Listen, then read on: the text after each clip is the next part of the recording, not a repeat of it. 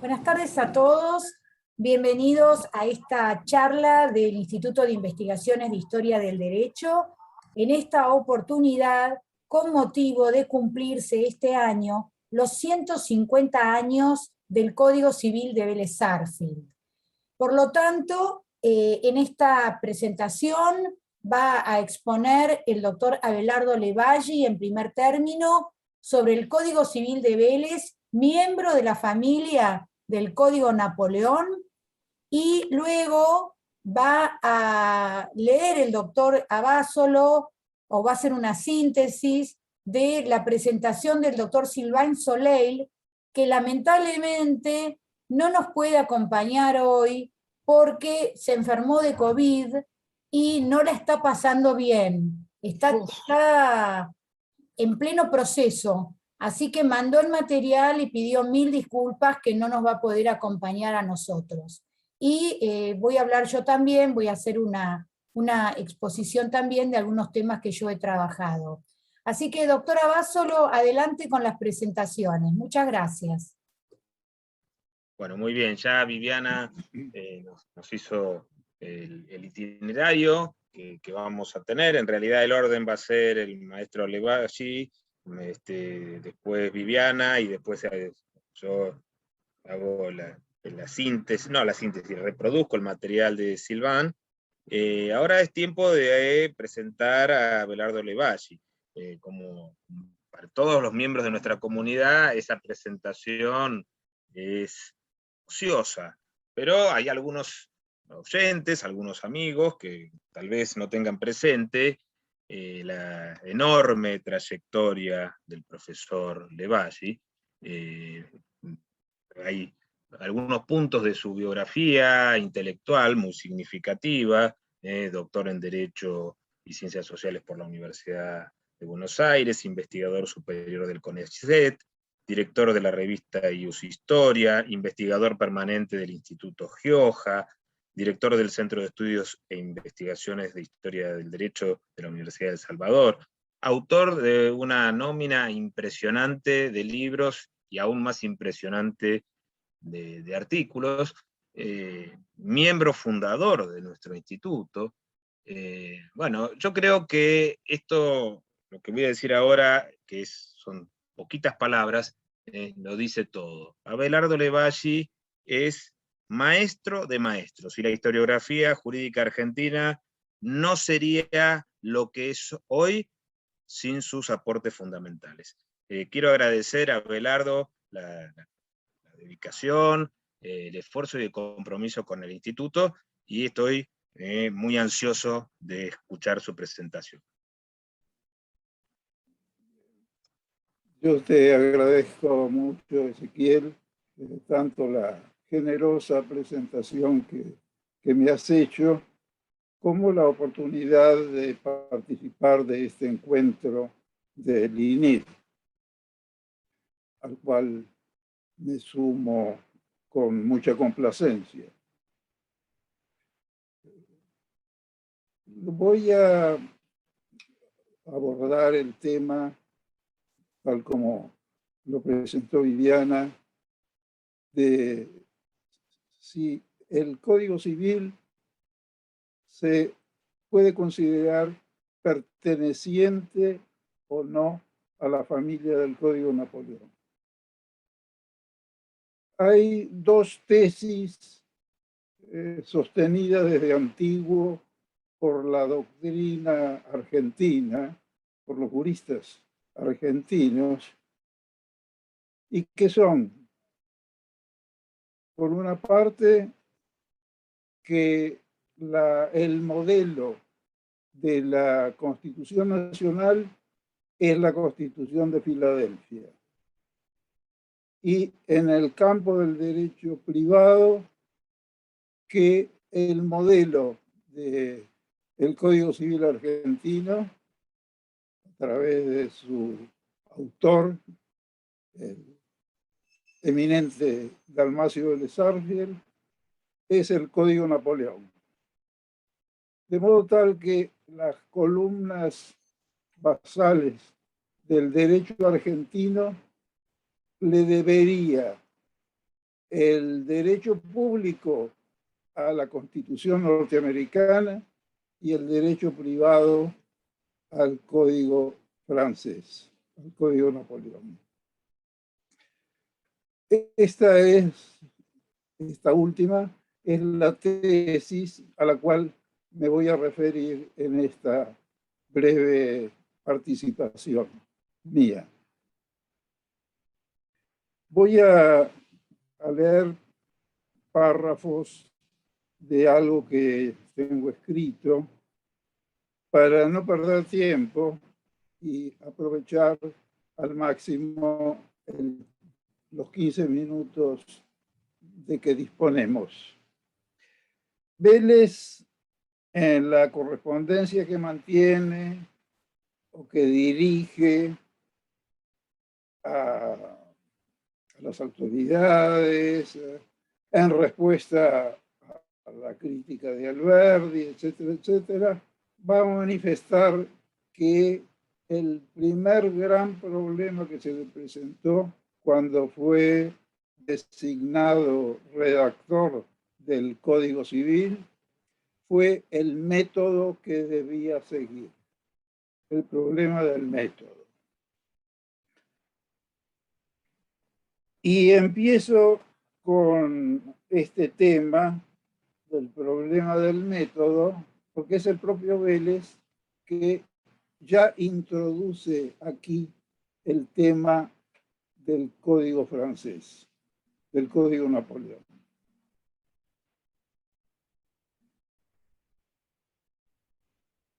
Las ideas que él tenía sobre el método y que era su gran preocupación antes de redactar los artículos del Código Civil era cuál método seguir.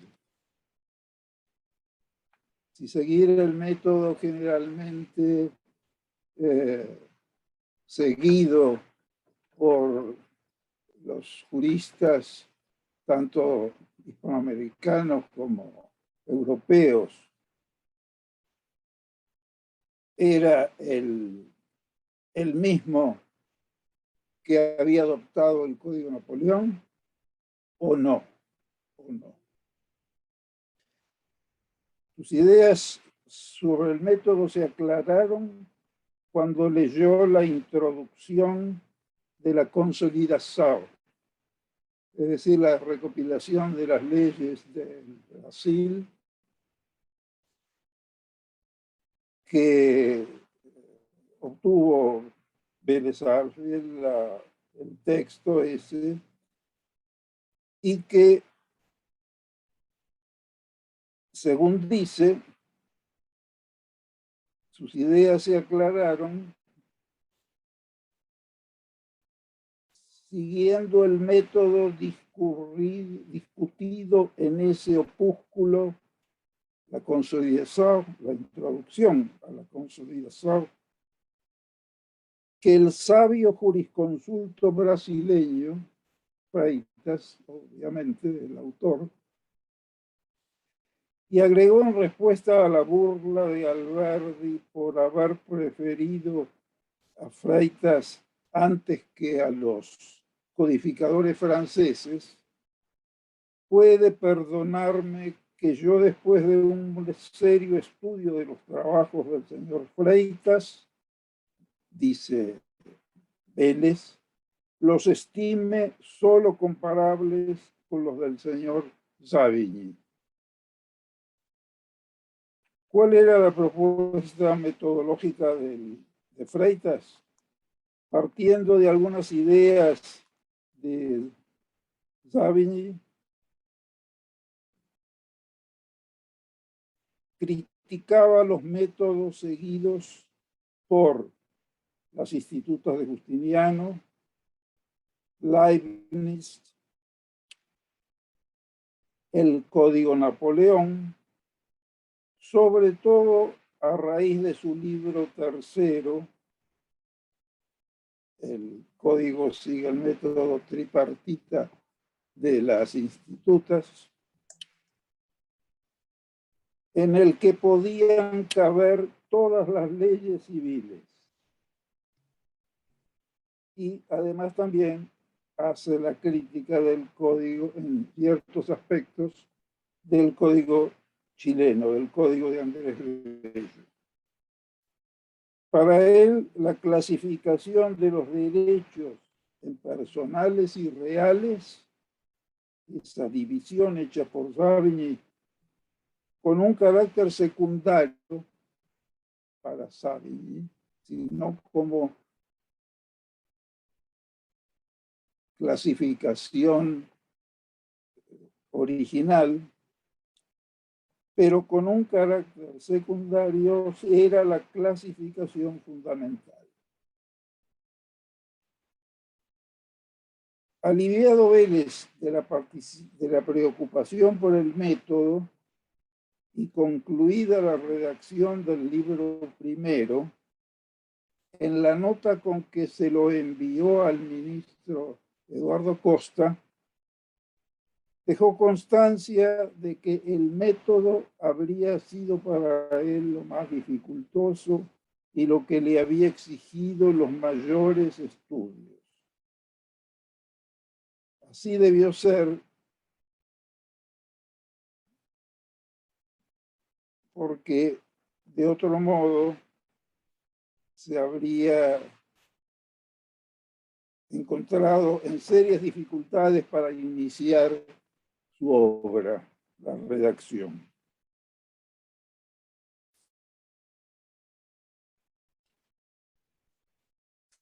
Confesó en esa oportunidad también que había seguido el método tan discutido por el sabio jurisconsulto brasileño Freitas en sus extensas y doctísima introducción a la recopilación de las leyes del Brasil, separándose en algunas partes para hacer más perceptibles las ideas.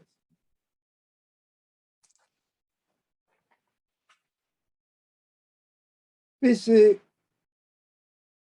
a algunas objeciones que merece la solución que adoptó Vélez, le corresponde el gran mérito de haberse liberado de la influencia dominante que hasta entonces había ejercido el Código Napoleón y haber buscado en el derecho científico, o sea, el derecho alemán, el derecho de las pandemias, el derecho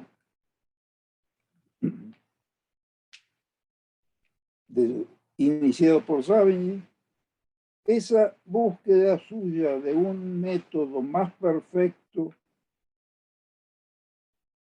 encontró en los trabajos de Freitas la respuesta adecuada.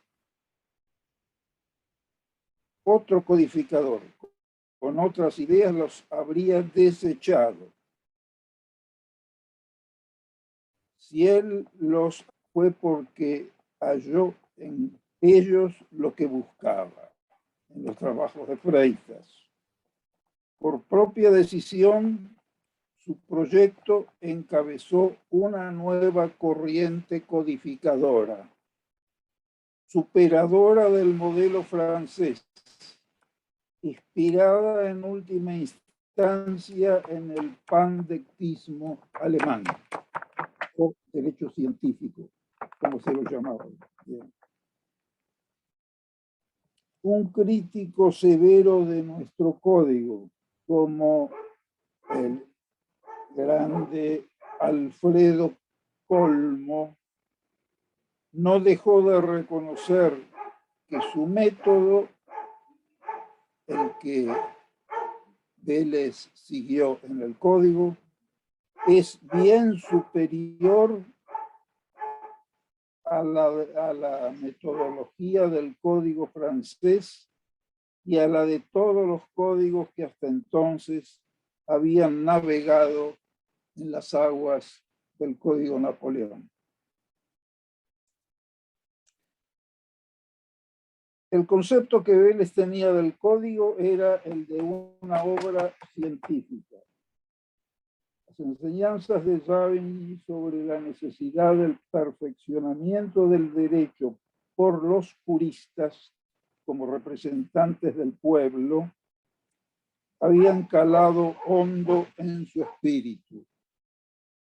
Un código moderno no podía ser fruto de la improvisación, debía serlo de la ciencia y su eficacia depender de su apoyo en el derecho vigente. Como procedían y proceden actualmente todos los codificadores, se sirvió de las doctrinas y códigos existentes para componer su obra, pero no copiando a ciegas, sin criterio, y mucho menos plagiando, sino seleccionando entre las fuentes disponibles aquellas que coincidían con su idea del código, la idea propia de Vélez, y de las normas convenientes a la sociedad argentina. Se interesó en especial por la doctrina de los juristas que habían vertido en términos modernos el derecho romano. O, dicho de otro modo, que habían teorizado sobre el derecho moderno a partir de los principios del derecho romano. Los cálculos que se hicieron desde Lisandro Segovia sobre el número de veces que Vélez utilizó tal o cual obra no carecen de interés, pero de ningún modo tienen el valor absoluto que por lo general se les atribuye. El valor del código no está en los materiales acopiados de muy diverso origen, por más alta que sea su calidad. El valor está en el plan concebido por el codificador, dirigido a la consecución de determinados objetivos nacionales. Los materiales fueron los instrumentos, los medios de los cuales se sirvió, una vez adaptados al plan que tenía en mente para ejecutarlo. Cuando se mencionan las fuentes, no suele hacerse una distinción esencial. No es igual una fuente material, ideológica o indirecta que una fuente formal, literaria o directa. Aquellas, las fuentes ideológicas, son doctrinas, soluciones, ideas en suma, vertidas en lengua arcaica o moderna, latina o no. Estas, las fuentes literarias, son fórmulas que expresan o meramente traducen aquellas ideas, las ideas de fondo. Es la forma al servicio del fondo, de la materia, de la sustancia. Fuentes materiales para Vélez fueron el Corpus Iuris, las partidas, los representantes del derecho científico. Los principios del corpus y de las partidas no se incorporaron al proyecto bajo su forma originaria, sino que lo hicieron con lenguaje moderno, provisto frecuentemente por una fuente directa, pero también por el propio codificador. Doctor Levalli, le pido disculpas. Ya transcurrieron los 15 minutos. Si usted pudiera cerrar más o menos en 5 minutos, así vamos a tener tiempo de hacer las 3 presentaciones, por favor. Sí, como no, lo puedo hacer, pero recién estaba introduciéndome en el tema. Y me va a ser imposible reducirme tanto. Bueno, vamos a tener un espacio después para comentarios y ahí va a poder comentar. Está bien, no. Me atengo a las reglas. Bueno, por algo están. Bueno. Están para cumplirse, no para no cumplir.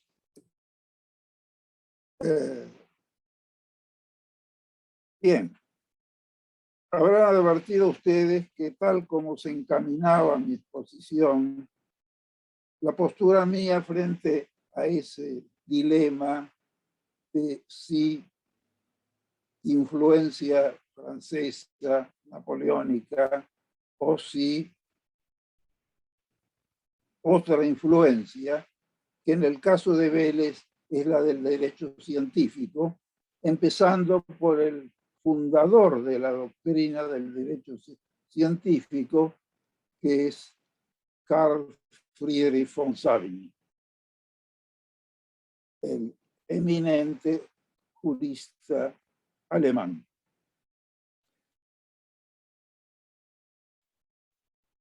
Esto está fundamentado, esta postura mía está fundamentada en fuentes directas, en las propias manifestaciones del autor, de Vélez Sarsfield, que reiteradamente insistió en esa posición y descartó la otra tesis, la de la influencia del derecho francés.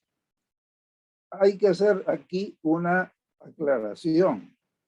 Una cosa es el Código Napoleón, otra cosa es la doctrina de la exégesis, es decir, la doctrina desarrollada, elaborada por los juristas franceses o no, como es el caso de Zachary, el primer comentarista alemán que tuvo el Código Napoleón y en el cual se basó la obra de esta dupla, Aubry y Roth. Entonces, cuando se habla de la influencia francesa, hay que advertir de qué influencia se trata. Vélez hizo la crítica del Código Napoleón, como también lo hicieron juristas de la exégesis, como el caso de Aubry y Roth, hizo la exégesis, pero se refirieron al Código Napoleón. Al Código lo mejoró la doctrina del derecho científico. Entonces, cuando se habla de la familia del Código Napoleón, se refiere al código. Y eso es lo que merece las objeciones. Otra cosa es la doctrina de la exégesis, que está representada en el Código Civil argentino con varias presencias, en su mayor parte la presencia de Aubry y Roth, que fue el comentario preferido por Vélez entre los comentaristas franceses, y también Marcadet y varios otros. Marcadet, por ejemplo, es el autor que está más representado en las notas del Código Civil. Bien, me quedo aquí nomás, dejo que continúe la reunión, y si fueran ustedes gentiles en hacerme alguna pregunta, trataré de contestarla. Y no dejar tantos vacíos. Muchas gracias. Bueno, muy bien, le agradecemos al doctor Levachi su presentación, rica en sugerencias, en interrogantes. También seguramente habrá muchos que quieran hacerle consultas, pero ahora vamos a pasar a presentar a la doctora Viviana Kluger. No sé, Viviana, si te presento y hablas después o empezás unos minutitos, porque tenemos 9 minutos. Por eso, por ahí introduzco el tema y seguimos en el segundo bloque. Bueno, Viviana Kluger, también para nuestra audiencia es ampliamente conocida. No me resulta fácil presentarla a Viviana por la amistad que tengo y por las experiencias que estamos llevando adelante juntos, no solamente en el instituto, sino también en la Universidad de Buenos Aires, de la cual ella es, como tenemos dicho en la Argentina, o está establecido en la Argentina, profesora titular, que es el equivalente a catedrático en Europa. Es una de las 3 catedráticas de Historia del Derecho en la Universidad de Buenos Aires, ejerce en otras universidades, actualmente se desempeña como vicedecana de la Facultad de Derecho y Ciencias Políticas de la Universidad Abierta Interamericana, es conferencista, responsable de cursos de posgrado en muchos países de América y muchos países de Europa, autora de varios libros, de muchas colaboraciones científicas, vicedirectora de nuestro instituto, y sus áreas de cultivo predilecto en la historia del derecho son el derecho de familia, la pervivencia de la cultura jurídica indiana y la historia de la enseñanza del derecho en la Universidad de Buenos Aires. Viviana, quedás en uso de la palabra. Bueno, muchísimas gracias. Voy a aprovechar estos minutos que quedan simplemente para introducir el tema y voy a seguir en el segundo bloque al que vamos a entrar con el mismo link. Entonces, voy a compartir pantalla primero.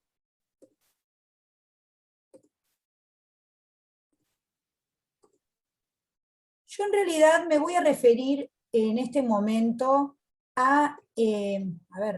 me voy a referir a lo que yo llamé la otra mirada, es decir, el Código Civil a través de las tesis presentadas a la Facultad de Derecho de la Universidad de Buenos Aires.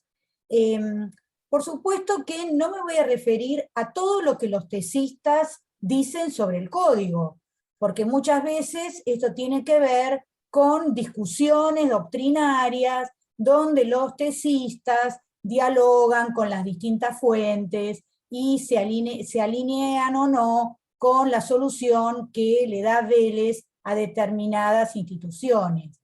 Simplemente me pareció interesante referirme a algunas reflexiones que vuelcan los tesistas acerca de cómo ven al código, más allá de las soluciones puntuales, sino cuál es el concepto que tienen los tesistas acerca del código. Entonces, en esta breve presentación, me voy a referir al código de Vélez-Sarsfield a través de la mirada de los estudiantes, futuros abogados, futuros profesores de la Facultad de Derecho de la Universidad de Buenos Aires.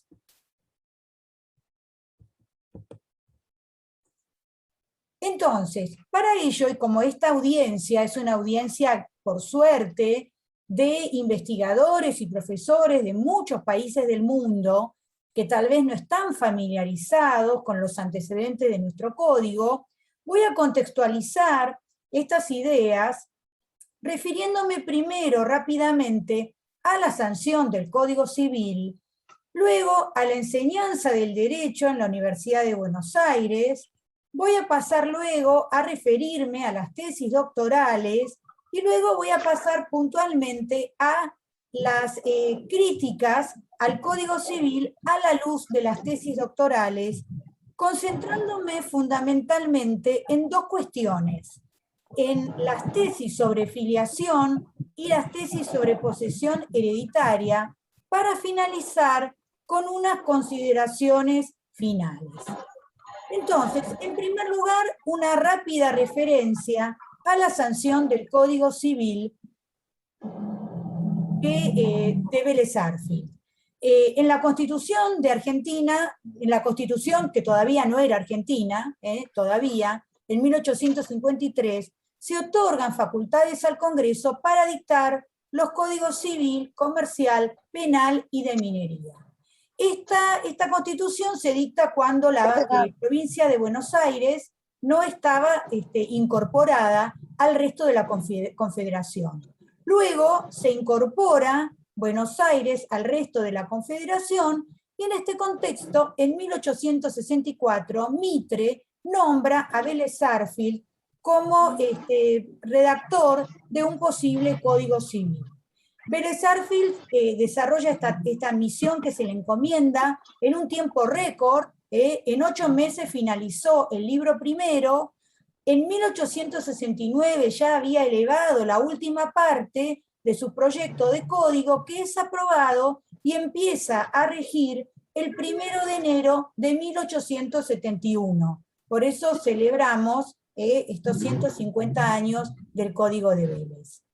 Me voy a referir ahora rápidamente a un tema que se ha trabajado mucho, y obviamente el doctor Levalli, especialista en el tema, sobre la enseñanza del derecho en la Universidad de Buenos Aires. En 1821 se crea la Universidad de Buenos Aires, que está dividida en 2 departamentos. Un departamento... No, le voy a pedir al que tenga... Viviana, está el maestro Levalli y Andrea Bulnes, que tienen el micrófono abierto. Ah, bueno, por favor, les puedo pedir que lo apaguen para que no haya acople. Gracias, doctor Levalli, gracias, Andrea. Entonces, como venía diciendo, en 1821 se funda la Universidad de Buenos Aires, dividida en 5 departamentos, uno de los cuales es el departamento de jurisprudencia. Entonces, los estudios jurídicos se desarrollaban en 2 niveles. Un nivel académico, que era dentro de la universidad, finalizado el cual la universidad otorgaba el título de doctor en jurisprudencia, y un nivel profesional, que era el que específicamente habilitaba para litigar o abogar por alguna causa. Bueno, para no cortar entonces esta presentación, les diría que nos volvamos a encontrar en unos minutos y volvamos a ingresar con el mismo link. Hasta luego, nos vemos en un ratito.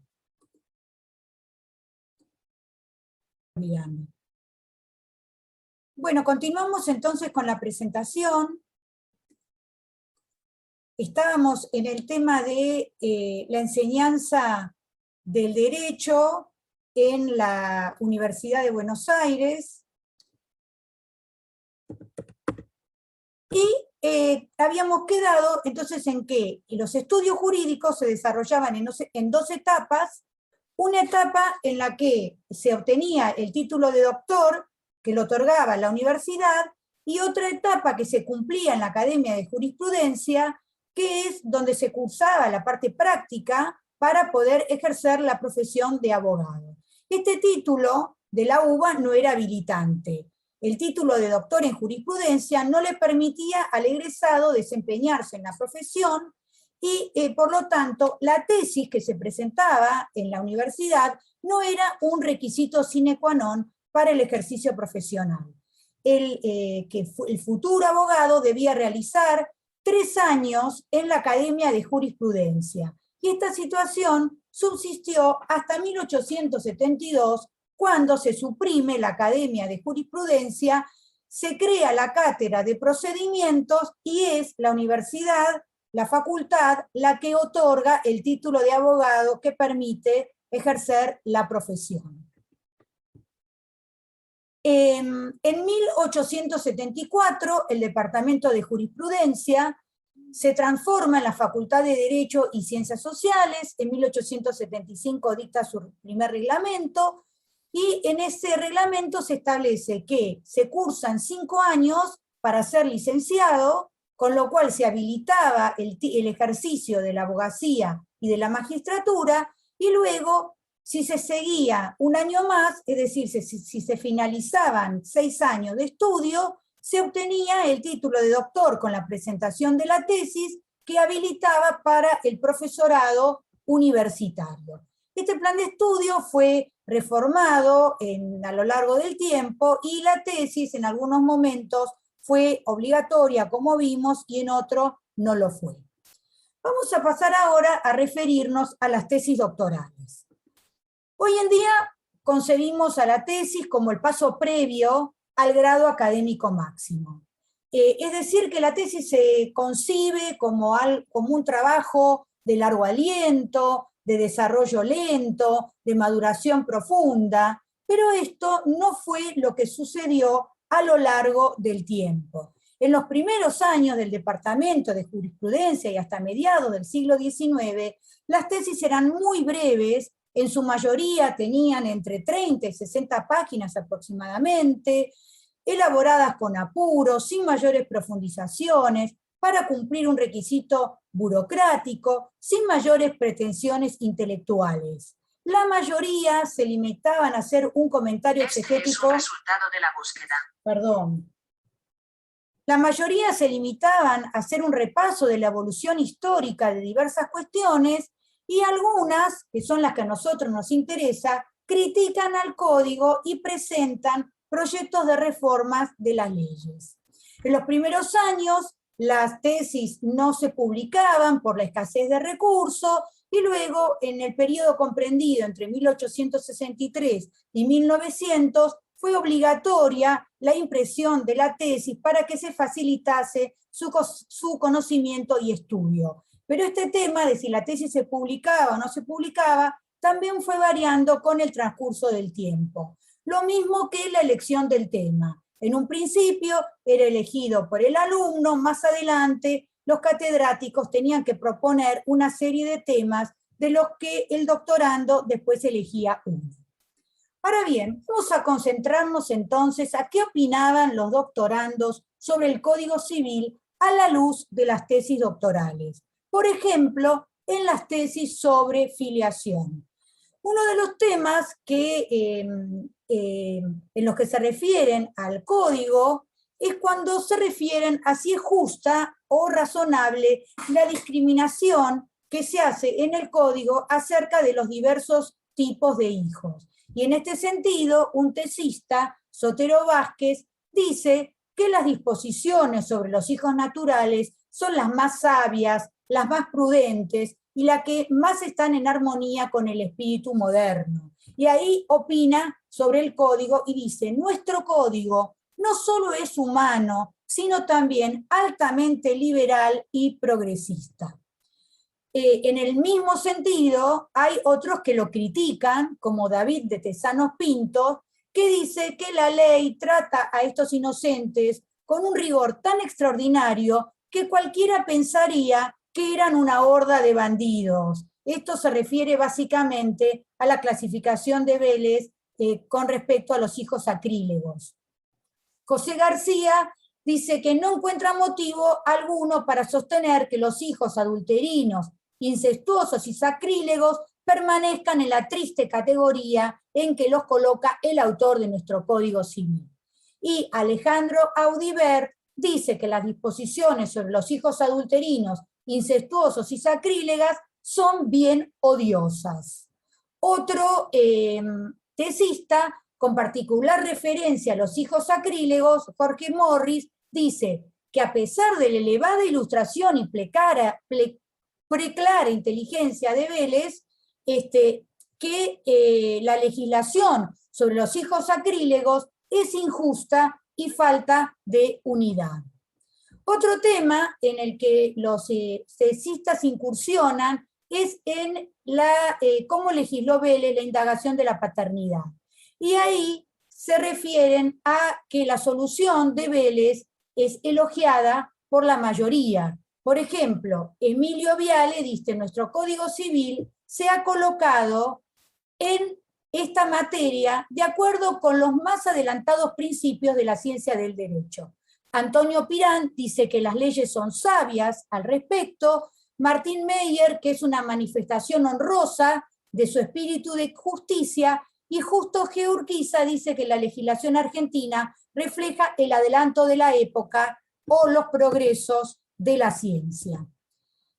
Otros critican la solución de Vélez, como José García, que dice que trae funestos efectos y que lleva al abuso y a la ligereza. Otro tema muy importante al que se refieren los tesistas cuando trabajan el tema de la afiliación es el valor de las notas. Francisco de la Fuente dice que las notas del código no tienen fuerza alguna dispositiva ni gozan del carácter de comentarios a sus preceptos, que no son más que ilustraciones de la materia de que se trata, donde figuran las opiniones diversas de los que las han discutido en pro o en contra del precepto legislado. José García está en contra del apego a las notas. Para García, las notas no son ley. El Congreso Nacional, al hacer la revisión de nuestro código, se ha limitado únicamente al texto de sus artículos, sin extenderse a sus comentarios. En el mismo sentido, Sotero Vázquez se apega al texto de la ley y no al de las notas. Ahora voy a pasar a referirme a algunas reflexiones de los tesistas acerca del código a través de las leyes de la posesión hereditaria, que es el reconocimiento al heredero de un conjunto de derechos y obligaciones que puede ejercer directamente sobre los bienes que componen el acervo hereditario y que Vélez regula en el Código Civil en el libro cuarto. En este sentido, Julián Maidana Hijo dice que cómo reguló Vélez la posesión hereditaria es una materia de las más oscuras y defectuosamente legisladas del código. Sánchez Sorondo dice, no es tan perfecto nuestro código que no sea susceptible de crítica, que critica la falta de unidad de sus artículos. Vélez utilizó como fuente la recopilación de leyes de Indias, leyes romanas y derecho francés, a los que Sánchez Sorondo se refiere como legislaciones, todas que no han obedecido al mismo espíritu ni a las mismas tendencias. Es decir que, para Sánchez Sorondo, hay una interpretación errónea de las fuentes.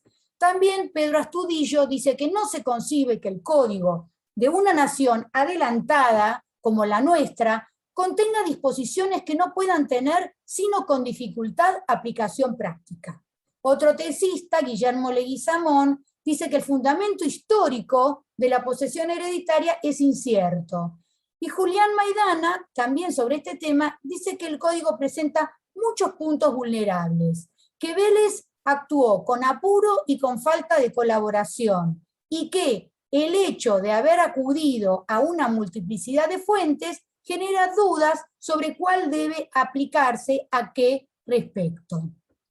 También en este tema de la posesión hereditaria, algunos tesistas se refieren al valor de las notas. Sánchez Sorondo dice que las notas no son la ley, que son un comentario autorizado de la misma, y cuando el comentario se encuentra en contradicción con la ley, hay que desecharlo. Entonces, para finalizar, quisiera volver a destacar este tema de que las tesis son trabajos modestos y con pocas pretensiones de trascendencia. Sin embargo, son un elemento valioso para entender qué se enseñaba, cómo lo receptaban los doctorandos, qué formación tenían, qué textos leían, qué se sabía, qué se discutía, qué opinión les merecía el código, qué opinaban de las fuentes utilizadas, qué opinaban de la doctrina a la que acudió Vélez, qué lagunas visibilizaban, cómo había que llenar esas lagunas y qué era necesario reformar. Y por supuesto, en los temas a los que yo me referí, fueron motores de reformas legislativas como la ley de matrimonio civil, la ley de filiación que equiparó a todos los hijos, la ley de divorcio vincular y otras reformas legislativas que culminaron con la ley 26.994, por la que se aprobó el Código Civil y Comercial de la República Argentina. Muchísimas gracias. Doctora Básolo. Sí, Muy bien,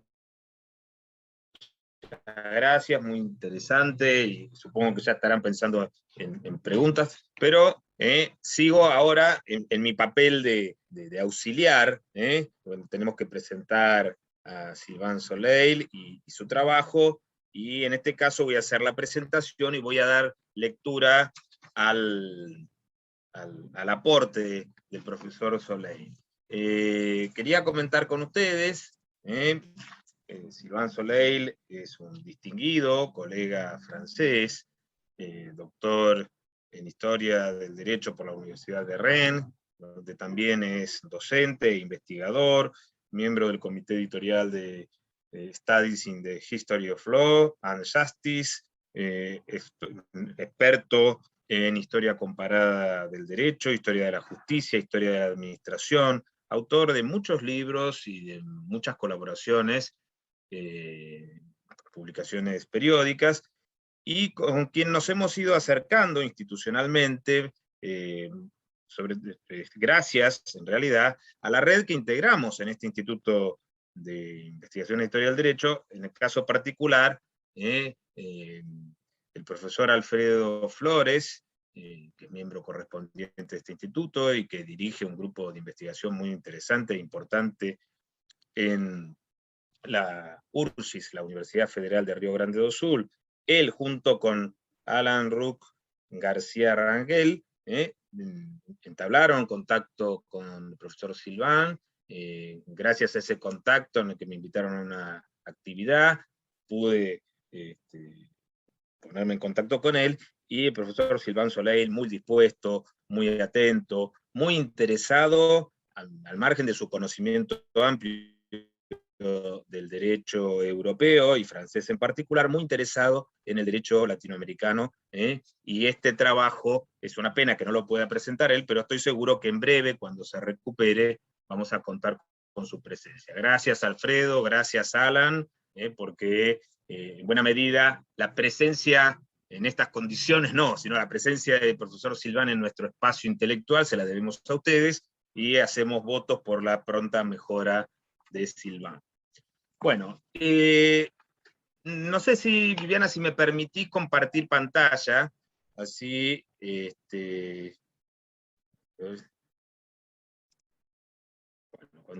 está, Ezequiel. Sí, ahora voy a compartir la pantalla del PowerPoint que nos acompañó Sylvain. Ahí está el título, el uso de la doctrina extranjera en la elaboración de un nuevo Código Civil. Y voy a dar lectura, recuerden que en este caso estoy leyendo el trabajo del profesor Soleil. Para un jurista como Dalmacio Vélez Sarsfield, la codificación,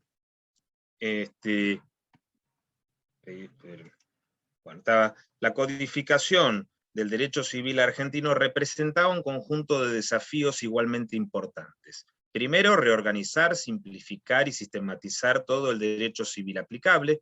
Segundo, clarificar las formulaciones para la comprensión de los ciudadanos. Tercero, modernizar las normas aplicables, respetando a veces las normas antiguas o imponiendo en otras las nuevas.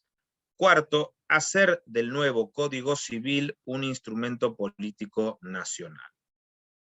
En este conjunto de dificultades, el recurso a la doctrina extranjera, especialmente a la francesa, era indispensable, como lo fue para Livingstone, Delvigny y Moreau-Lislet en Luisiana en la década de 1820, o para Morin, Caron y Day en Quebec en la década de 1840, para Bello en Chile o para Bevilacqua en Brasil.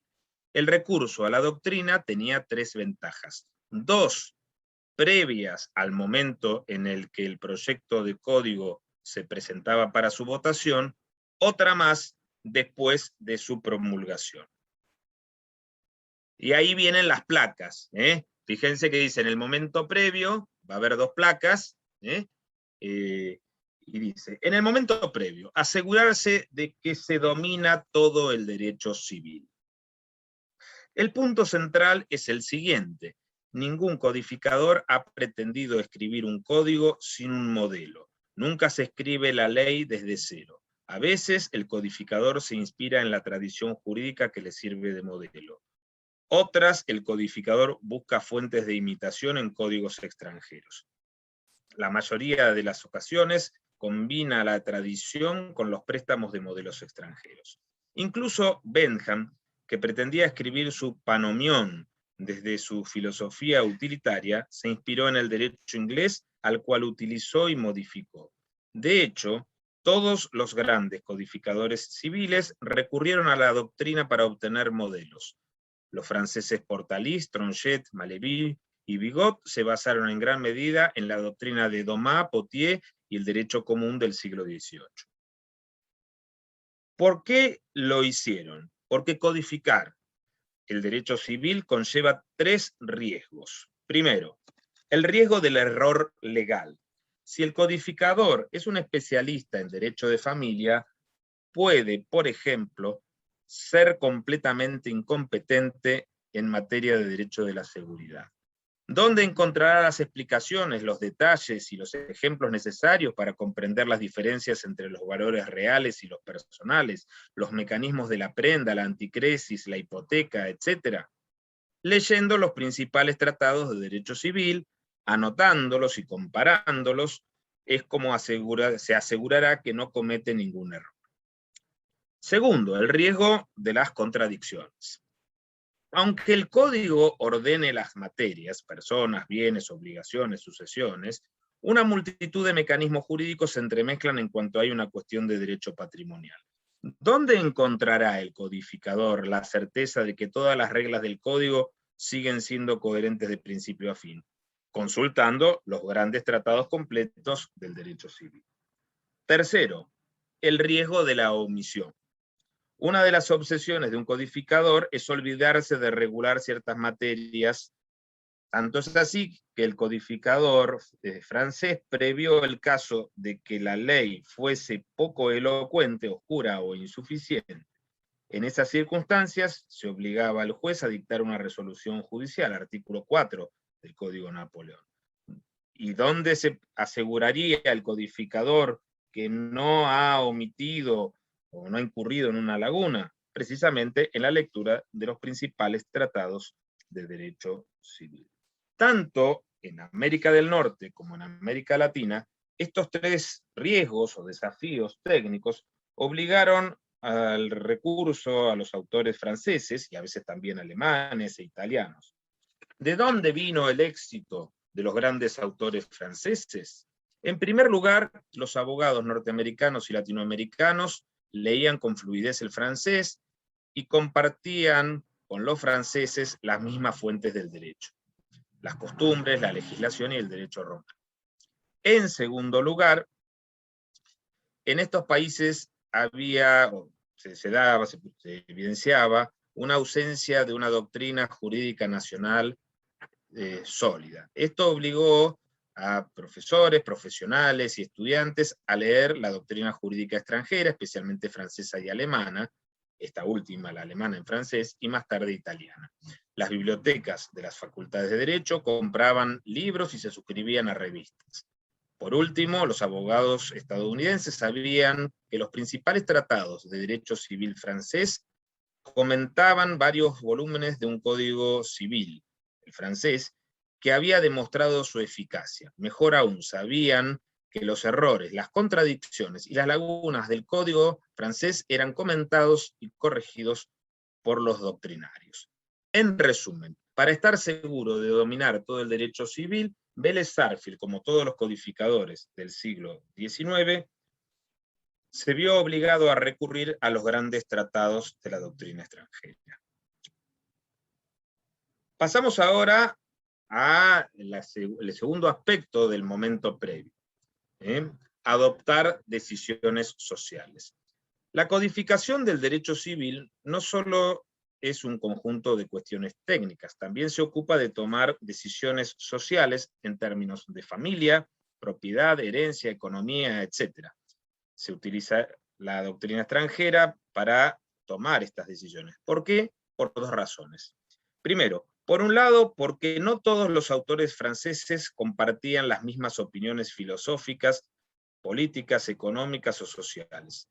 Así, Bello decidió favorecer las opiniones de Delvincourt. En un libro de próxima aparición, estoy repitiendo ahora las palabras de Silván, mi colega Javier Barrientos Grandón, de la Universidad Autónoma de Madrid, explica. Y acá hay una copia de un párrafo de Javier Barrientos. La preferencia de Bello por el curso de Delvincourt y no por el Código Civil no es sorprendente. El ferviente catolicismo del decano Delvincourt y sus opiniones generalmente conservadoras son bien conocidas, y fueron estas las que le hicieron coincidir con el objetivo que animaba el proyecto de codificación civil en Chile. Para quienes como Bello buscaban preservar una sociedad tradicional, las opiniones de Delvincourt eran en muchos casos preferibles al texto del Código Napoleónico. Termina la cita de Javier Barrientos. Segundo, por otra parte, los grandes tratados de la doctrina francesa no se contentaban nunca con comentar la norma que mantuvieron los redactores del Código Napoleónico. También explicaban las normas que se mantuvieron bajo el antiguo régimen francés y las que se promulgaron bajo la Revolución.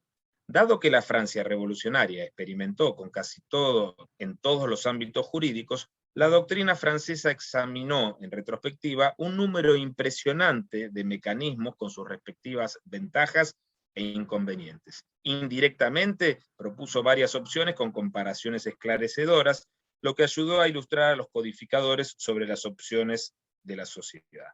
Pongamos un ejemplo. Bajo el antiguo régimen, a pesar de la diversidad jurídica entre los países de derecho romano y los de derecho consuetudinario, se aceptaba una libertad muy grande en el sur, más limitada en el norte. La libertad del padre para designar, favorecer o penalizar a un heredero. Esta libertad testamentaria fue objeto de una de las reformas más audaces de la Revolución Radical. La ley del 17 de Niboso del año 2, 6 de enero de 1794, restringió el poder de disposición para contrarrestar el poder de los padres y convencer a los más jóvenes de unirse a la revolución. En adelante, el testador solo podía disponer de una décima parte de sus bienes si había herederos en línea directa, una sexta parte si no los había, y sin poder aprovecharla nunca en beneficio de uno de los herederos. El 4 del año germinal 8, 25 de marzo de 1800, el consulado de Bonaparte restableció la libertad de testamentos con el objetivo declarado de restablecer el poder paterno y restaurar la autoridad del gobierno sobre los ciudadanos a través de los padres de familia sobre sus hijos. La parte disponible se fijó entonces en una cuarta parte de los bienes del disponente, si hubiese 3 hijos o menos, una quinta parte si hubiese 4, una sexta parte si hubiese 5, y así sucesivamente, y el beneficiario del legado podía ser uno de los herederos que estaba exento de declaración. En abril de 1803 se adoptó el artículo 913 del Código Civil, se volvió a aumentar la parte disponible. Entonces ascendió a la mitad de la propiedad si había un hijo, a un tercio si había 2, y a un cuarto si había 3 o más. Los grandes tratados de la doctrina francesa comentaron ampliamente estas 3 opciones con sus respectivas ventajas e inconvenientes.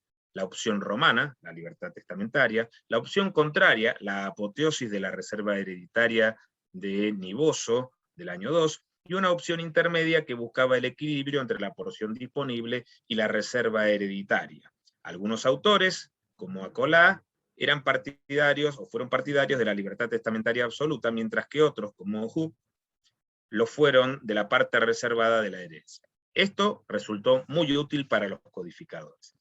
En Argentina se sabe que Vélez Sarsfield utilizó los grandes tratados de Aubry y Roe, de Molon y Troplong. No estoy lo suficientemente en condiciones como para saber cómo fue que Vélez arbitró las diferentes opciones, pero se puede indicar. Aubry imitó el Tratado de Derecho Civil de Zachary, pero lo hizo como católico. Pensaba en el derecho, comillas, a la luz de una suave filosofía religiosa. De Molon y Troplong, 2 eminentes exégetas franceses, siempre trataron de adoptar un liberalismo prudente. Y pasamos al momento posterior. Hoy en día se publican multitud de herramientas jurídicas para jueces. Estamos en acompañar la interpretación del código. Abogados y notarios, profesores y sus alumnos. Esta es una de las misiones de los académicos y de las editoriales jurídicas, proporcionar diccionarios, manuales y sitios web para la comprensión de los códigos aplicables. En el siglo XIX no había nada de eso. Cuando se promulgaba un nuevo código, los editores tenían que esperar varios meses, incluso años, para poder publicar herramientas de comprensión. ¿Dónde encontrarían los jueces, abogados y notarios explicaciones para su práctica? ¿Dónde encontrarían los profesores y sus alumnos elementos para su formación? En los grandes tratados de doctrina extranjera que se utilizarían para interpretar el código y producir alegatos y decisiones. Tomemos un ejemplo de Luisiana. En 1858, el editor y librero Steele publicó una edición actualizada del Código Civil de Luisiana de 1825. Esta versión fue actualizada por Gibbs Morgan. Se adjuntó a esta edición el catálogo de libros jurídicos del editor, una lista de una treintena de obras francesas, mayores y menores, directorios y revistas jurídicas disponibles en la calle Camp, número 60, de Nueva Orleans. Se entiende por qué los codificadores se remitían con tanta facilidad a los tratados doctrinales extranjeros que utilizaron.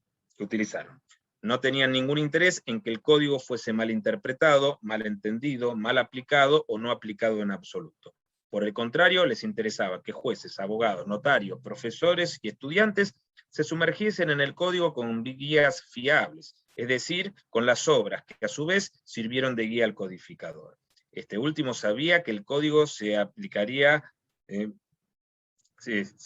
con la ayuda de una colección de obras de juristas franceses que hablaban entre sí el mismo idioma, que abarcaban todos los problemas jurídicos, incluidos los más delicados, y que les ofrecían notas explicativas, sugerencias técnicas, advertencias y ejemplos de jurisprudencia.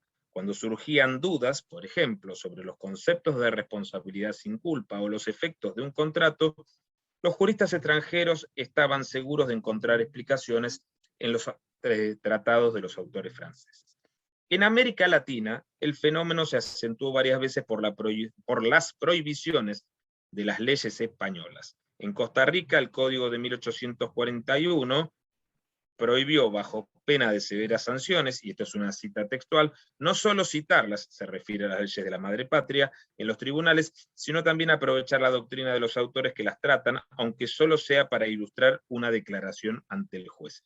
Se cierra la cita. Esto es lo que lleva al único autor costarricense, Jiménez, Los elementos de derecho civil y penal de Costa Rica, San José de Costa Rica, 1876, a recurrir al derecho francés y a escribir sobre el modelo de la quinta edición del Droit civil français de Zachary. Para concluir, la redacción de un código obligaba a recurrir a la doctrina extranjera. Era necesario para estar seguro de dominar el conjunto del derecho civil, ilustrarse sobre las opciones de la sociedad, acompañar la aplicación del código a los jueces, abogados, notarios, profesores y estudiantes. Y con esto concluye la presentación del profesor Soleil.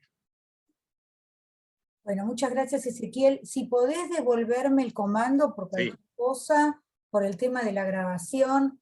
Están quedando 6 minutos nada más. No sé si les parece, Ezequiel, si te parece que cerremos acá. Sí. Yo sugiero cerrar acá, como para que, si hay preguntas, que seguramente las va a haber, porque son todas cosas muy interesantes, no se vea constreñida el debate o el intercambio de ideas o las preguntas por los poquitos minutos. Ok, entonces hacemos así, salimos y volvemos a entrar con el mismo link ya para la parte de los comentarios. Nos vemos en unos minutos. Gracias. Bueno, muy bien, no sé. Seguimos entonces con esta tercera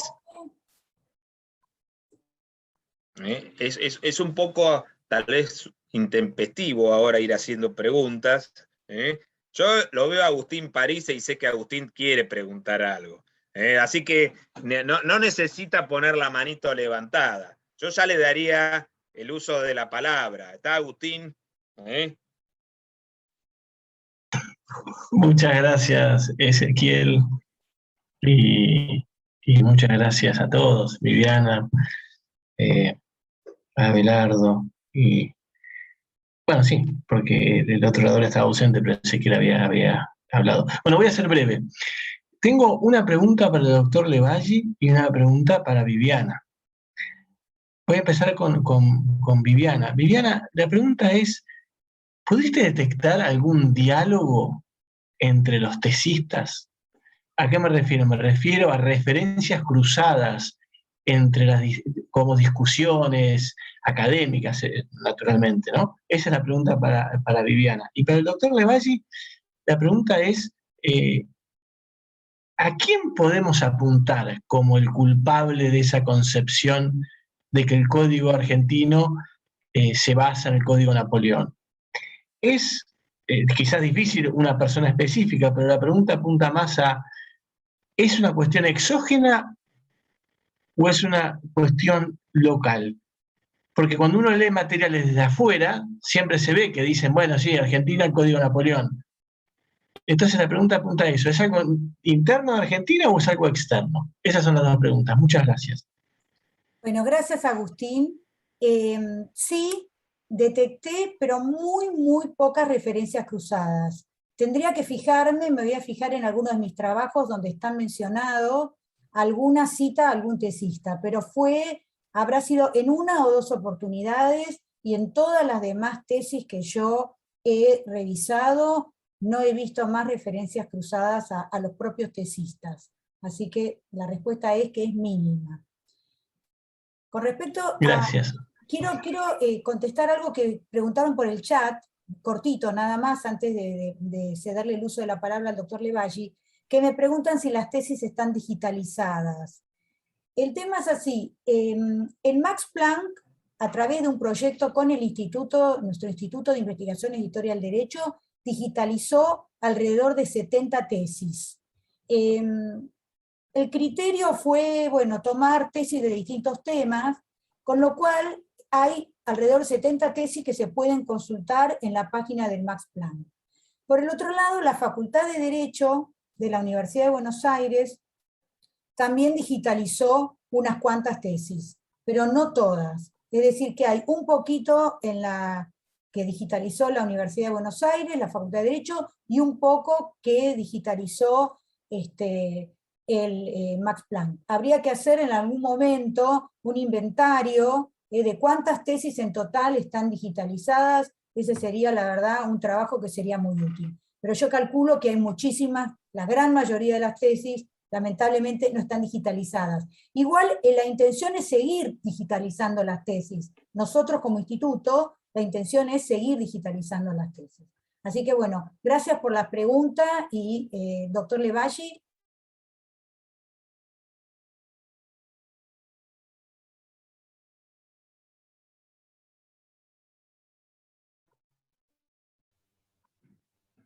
El micrófono abierto.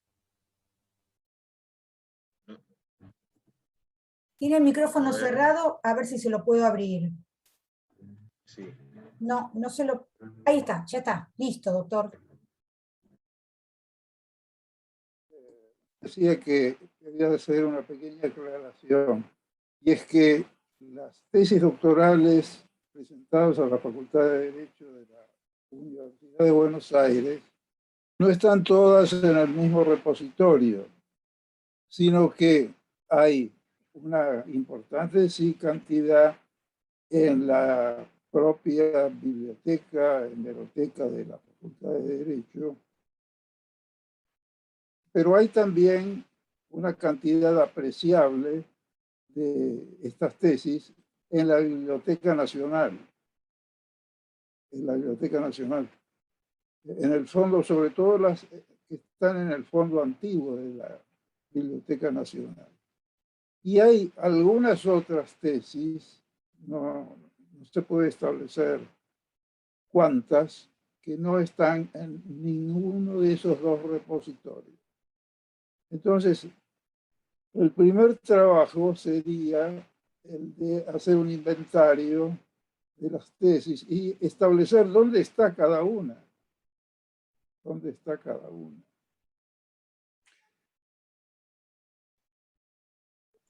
Doctor Bien, Levalli, después, la pregunta era cuáles están digitalizadas.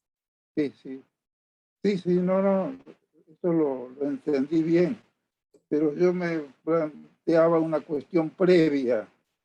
¿Qué es lo que se va a digitalizar y dónde está lo que se va a digitalizar?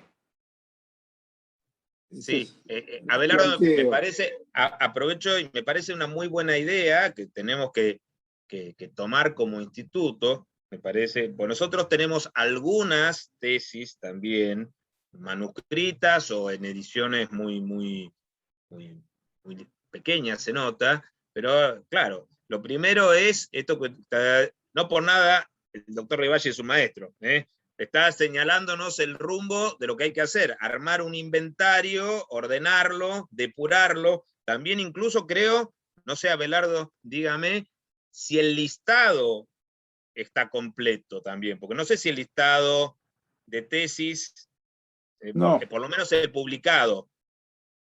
no está completo, ni el de Candioti, que es el más antiguo, de principios del siglo pasado, ni el de Candioti, ni tampoco los inventarios que se publicó la propia Facultad de Derecho.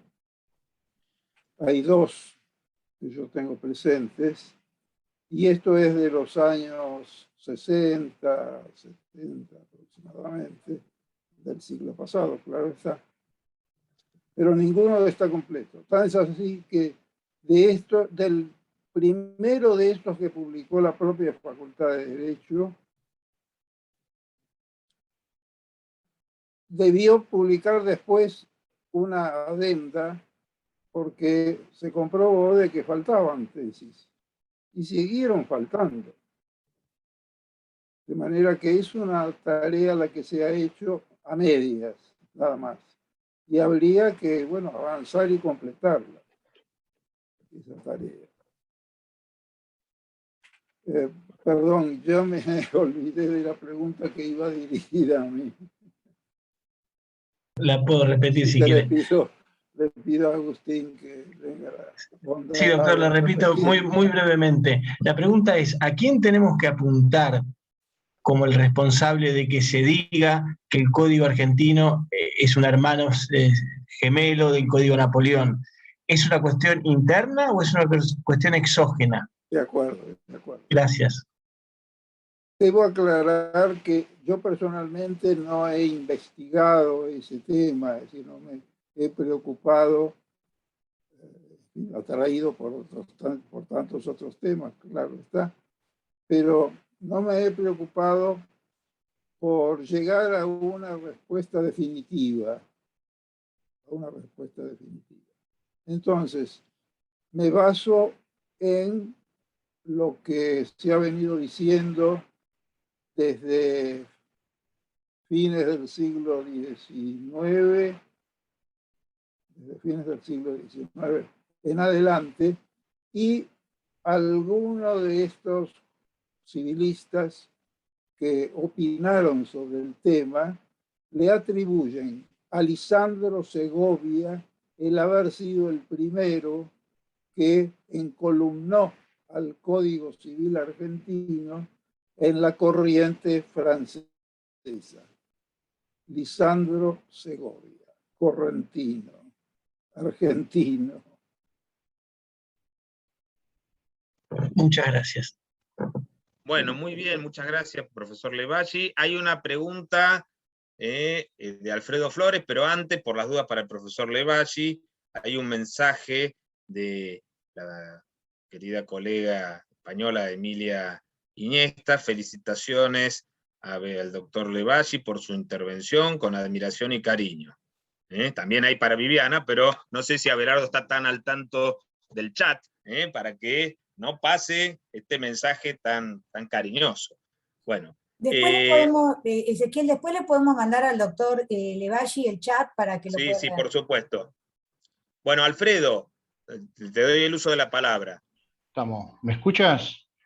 Sí, perfecto. Sí, bueno, primero Viviana, doctor Levalli, Ezequiel, a todos los demás. Es un gran placer estar aquí con ustedes. Y lo que pensé, sobre todo por el aporte que nos dio Agustín, que me pareció muy, muy interesante el tema. Quería aprovechar entonces, Agustín, a tu propuesta. Habría como hacer conjugar lo que habló el doctor Levalli con el texto de doctor Soleil respecto de la visión práctica, ¿no? Esa visión práctica, de alguna manera, se sabe de la influencia de la escuela exegética, tanto en Brasil como en Argentina, ¿no? Entonces eso tal vez se explique por qué de alguna manera había esa vinculación con el modelo del código en el sentido genérico, ¿no? Que Agustín habló cuando hizo su charla también, respecto de esa cuestión de ver cuál sería la visión desde dentro, ¿no? Desde adentro. Pero lo que yo que estaba pensando ahora es que yo me acuerdo desde la visión del otro lado, ¿no? Porque estaba hablando de la influencia de Freitas, ¿no? Y yo estudié eso un poco, y toda la doctrina brasilera, hasta el momento del comienzo del 20, habla de la vinculación de Vélez con Freitas, pero así, decididamente. Y yo veo que una cuestión de la circulación de las élites, ¿no? que Ezequiel habla tanto de eso, Agustín también. Cuando uno piensa en Martínez Paz y todo el discurso de las misiones argentinas en Brasil y el diálogo, siempre hubo una visión de que, claro, hay la influencia francesa, pero Vélez se vinculó al proyecto de Freitas, ¿no? Y yo me quedo mirando, a veces, ahora una idea suelta, ¿no? Si eso salió en fines del 19, ¿sería algo más político tal vez?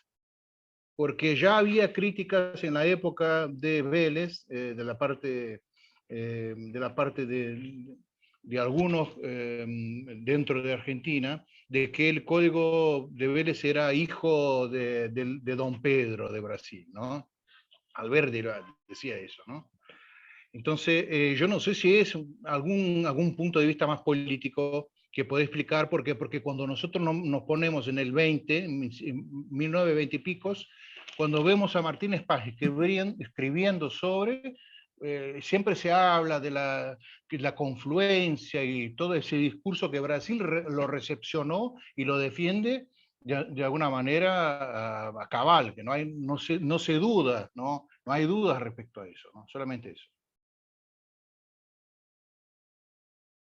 Bueno, entiendo que es una reflexión abierta, que tal vez podríamos dar la intervención porque está aludido Agustín. Yo me imagino que el profesor Levalli algo querrá decir sobre la polémica Alberdi Vélez, sobre la que ha trabajado con tanta solvencia. Bueno, esto es una cosa muy rica, sale dentro de los parámetros de las preguntas estrictas, pero me parece muy valioso. Así que está abierta la posibilidad de compartir un diálogo. Y el doctor Levalli también puede usar estos minutos que quedan para completar algunas ideas que no pudo terminar cuando lo tuvimos que interrumpir al principio. Bueno, con relación a esto último, o que acaba de decir Viviana, el vecino Ezequiel,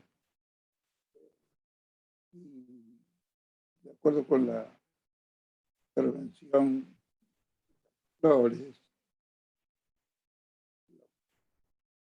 hay que aclarar la diferencia de Verdi respecto del código de Vélez es una disidencia política, evidentemente política, de política interna y de política internacional.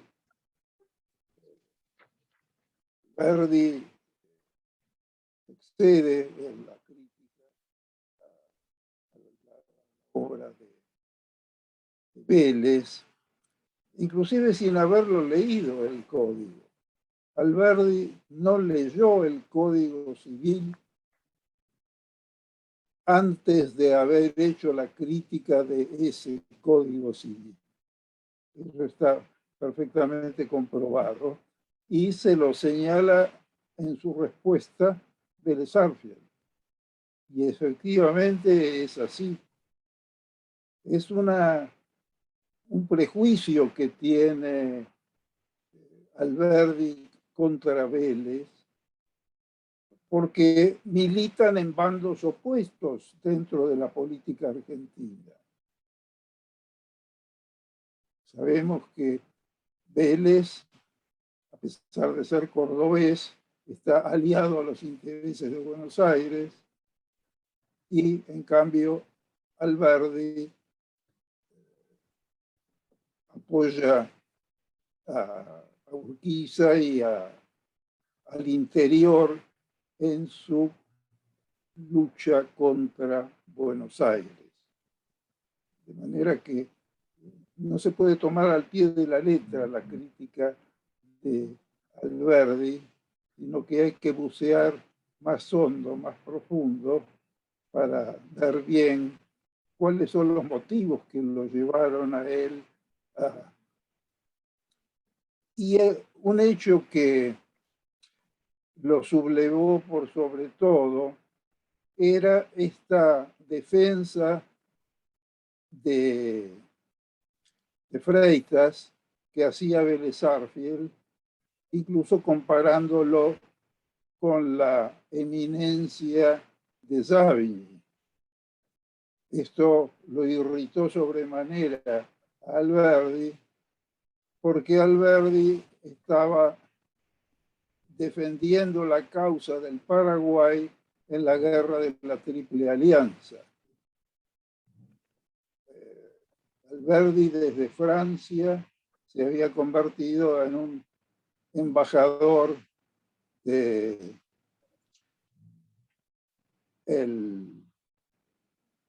federalismo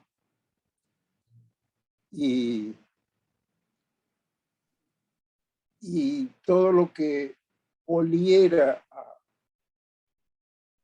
brasileño por esta participación en la guerra de la Triple Alianza, a él lo sublevaba, no lo admitía, no lo podía tolerar. Entonces, hay motivos extrajurídicos, extratécnicos, que son los que llevan a esa crítica, que es realmente muy ofensiva.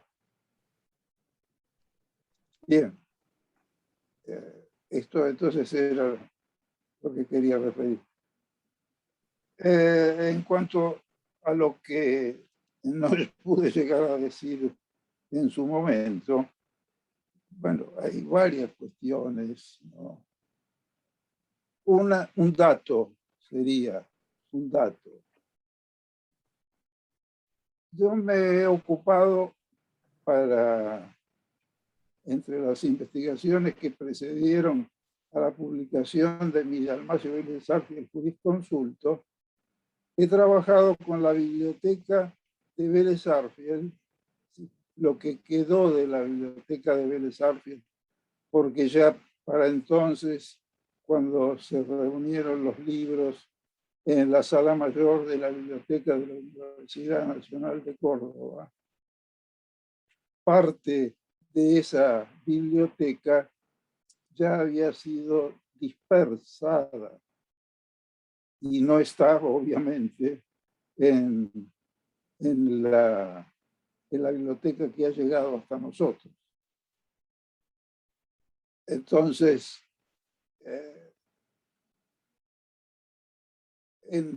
les decía que estuve trabajando con los libros de la biblioteca y me tomé la tarea de revisarlos, todos los que habían influido en el Código Civil, revisándolos y constatando en qué estado se encontraban y qué huellas tenían esos libros del uso que supuestamente de ellos había hecho Vélez Arfield. Y realmente el resultado, ahora no tengo la posibilidad por falta de tiempo, pero en el libro que publiqué después, que me lo publicó la Universidad de Córdoba, lo que hice fue puntualizar cada tomo, por ejemplo, de Aubry, cada tomo de Molon, etc. Revisé cada uno de esos tomos a ver qué huellas, como digo, qué restos había de ese supuesto uso. Y me llamó notablemente la atención que la pluma de Vélez aparece muy poco, es muy poco visible en esos tomos, que apenas tienen alguna señal, alguna marca. Por ejemplo, el curso de Aubry. El curso de Aubry, que es sin duda el que junto con Marcadet predomina entre los exégetas franceses, está en la biblioteca de Vélez. Está el problema de las ediciones, ¿no? Este es un problema aparte, cuál es la edición que él usa. Pero marcas, subrayados, anotaciones, prácticamente no tiene. No tiene.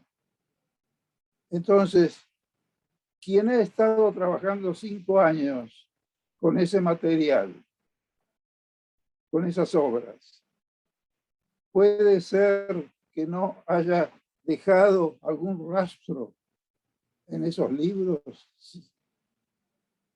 Puede ser.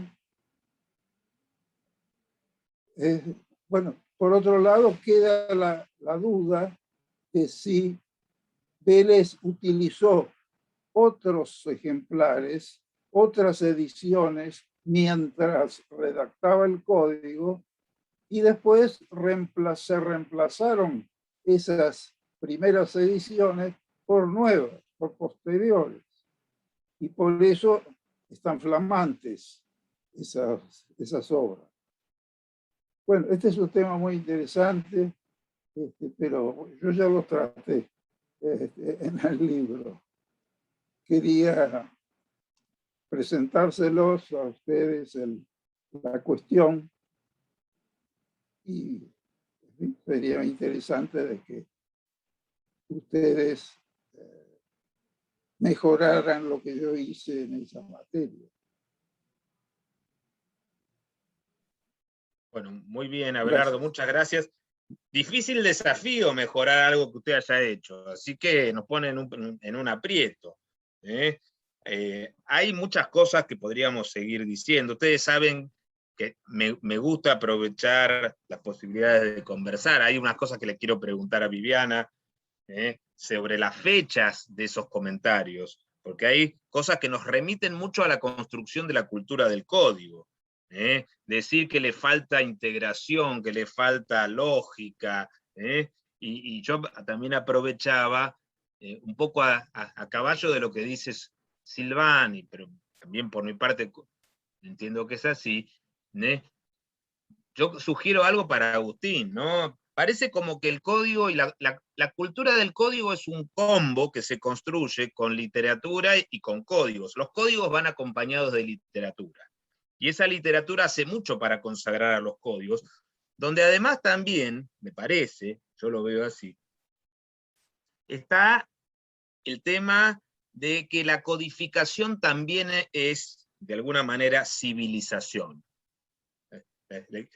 Codificar es civilizar, y en este momento la civilización por antonomasia es francesa. Entonces, muchas veces en América Latina, lo estaba viendo para el fenómeno colombiano, no argentino, la primacía de la literatura jurídica francesa hace, ¿a qué voy? Es que hablar de la literatura jurídica francesa, los colombianos dicen esto en 1930, 1940, se puede entender el código colombiano, que es el Código de Bello, porque en realidad este es un código napoleónico, punto. O sea, entonces hay una construcción de legitimación de la literatura jurídica francesa a partir de la supuesta identidad. Los colegas chilenos, por favor, no me reten. Esto es lo que dicen los colombianos de 1930, no que lo digo yo. Está claro, por las dudas. Pero, entonces, hay como una construcción de legitimidad a partir de supuestos parentescos. Digo esto, me parece, como una hipótesis de trabajo, no como una certeza, ¿está claro? Pero, bueno, como nos suele pasar acá, tenemos muchas cosas más para decir. Creo que esto puede ser en realidad, yo le haría una pequeña corrección a Viviana, pequeña. Esto no ha sido una charla, ha sido un seminario apretado, un seminario concentrado, una dosis fuerte de seminario que podemos repetir cuando ustedes quieran también. Hemos aprovechado el sesquicentenario de la puesta en vigencia del Código Civil argentino, pero nadie nos obliga a esperar otros 150 años. Podemos esperar 2 meses, 3 meses, y nos volvemos a encontrar para revisar estos y otros puntos de vista. Bueno, como hoy estamos con los papeles cambiados, yo me despido de ustedes y le paso el uso de la palabra a Viviana. Bueno, muchas gracias, muchísimas gracias, Ezequiel. Voy a aprovechar para pasar un aviso y decirles que vamos a seguir reflexionando sobre los 150 años del Código en un evento que yo organicé en la Universidad Abierta Iberoamericana, en el que va a participar Agustín Parise con sus reflexiones, y 2 profesores de Derecho Civil de la Universidad de Córdoba, la cuna de Vélez Sarsfield, y el decano de la Facultad de Derecho de la UAI, que es el doctor Córdoba. Yo voy a subir esa información a nuestra página de Facebook, así que están todos muy cordialmente invitados. Agradecerles a todos nuevamente la participación. No le di la bienvenida a los que vienen por primera vez, se las doy ahora, y muy felices de encontrarnos de nuevo con todos los que nos acompañan prácticamente todos los jueves. Y la semana que viene tenemos otra charla muy interesante, si no me equivoco, de Guillermo Persano, que creo que está presente acá, sobre temas de derecho comercial, sobre temas de quiebras. Creo que es así. Pesaresi, que no nos rete, no Persano, Pesaresi. Marcelo Persano, no sé si Marcelo estás acá, pero bueno, estás en mi pensamiento. Guillermo Pesaresi, disculpas, te ubico perfectamente, fuiste alumno mío, así que obvio que te tengo presente, pero bueno, tengo muchas cosas en la cabeza, así que les pido disculpas. Así que bueno, gracias a todos y nos vemos el jueves que viene y nos seguimos viendo. Hasta fin de año tenemos un montón de charlas y de actividades y de presentaciones del libro. Chau, que les vaya muy bien. Gracias.